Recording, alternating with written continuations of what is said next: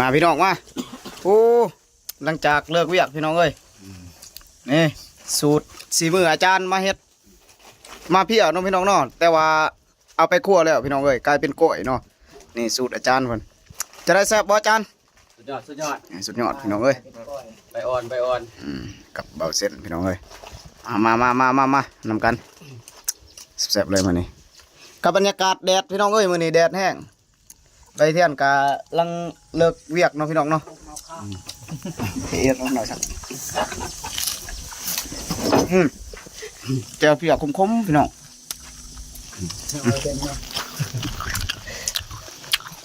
มาเด้อ FC เด้อมาเด้อที่แซ่บๆตรงกันเด้อแซ่บๆพี่น้องเอ้ยมาพี่น้องมาขอตรงกันเด้อกับเบาเส้นไปที่เตี้ยพี่น้องมื้อนี้3คนพี่น้องเอ้ยมื้อนี้เนื่องจาก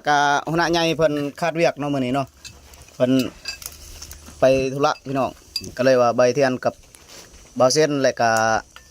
มีอาจารย์มาช่วยเวียกเนาะมื้อนี้เนาะอาจารย์เอาเป็ดกรรมกรนายสร้างใหญ่เพิ่นคาเวียกแน่มื้อนี้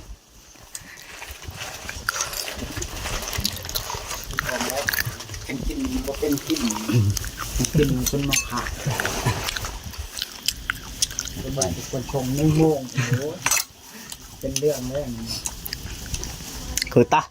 เอามาเมื่อกี้กระดกกระตาเนิ่มตัวรวมส่งโยกวิชาวยังอยู่2ขวดอยู่หั่นบ่หมดโอ้สิได้บ่ได้ถือขาดทางกองคิดว่าเมนูบ่แซ่บเนาะบ่ว่าเมนูสิแซ่บมา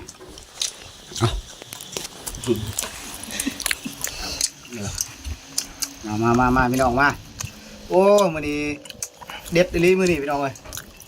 มาพี่พี่น้องแต่ว่าเอาไปครัวเนาะพี่น้องเนาะเอาไปครัวให้มันสุกพี่น้องยันใบเทียนบ่กินดิบเนาะพี่น้องเนาะยันเป็นพญา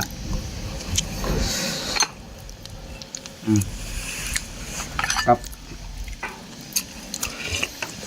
มีต้ม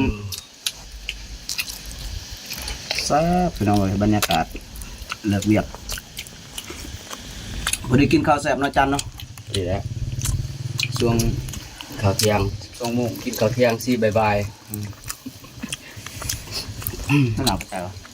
คือน้ำก่อนอากาศร้อนๆ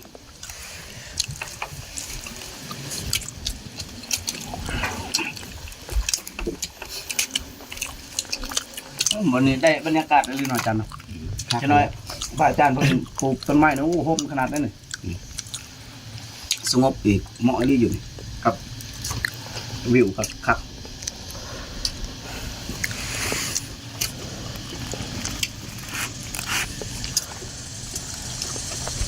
เบิร์น5 นาทีได้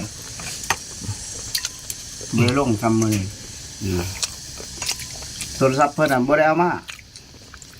คลิปอยู่ในโทรศัพท์เพิ่น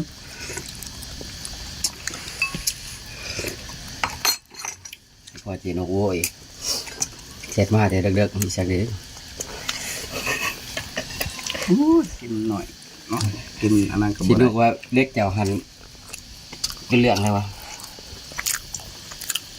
บ่ได้อยู่บ่ได้คบหมู่คบคู่ขนาดง่ายตลอดอย่าให้แต่ดีตลอดมันก็เป็นบ่มันต้องมีหมู่มีคู่น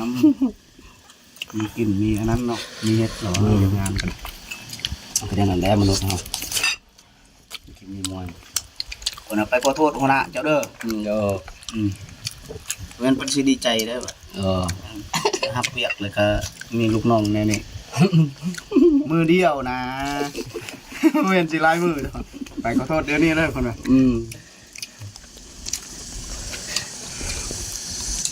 ขอไปเรื่องละเจนี่มีเตะต่อว่า5ถอยมีแต่ใส่เด็กหัวเป็นจะหัว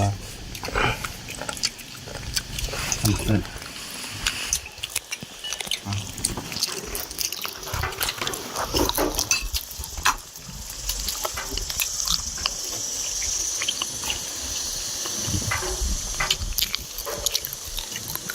ใส่แขนได้วิวดีเด้กล้วยวันนี้ก็ยังไม่รอด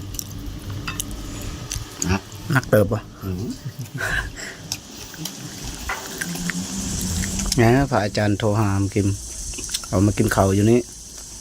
สกอนมัดเล็กเมื่อวันกับตีแบบนั้นนะ เนี่ยไม่ใช่น้ำกันดิ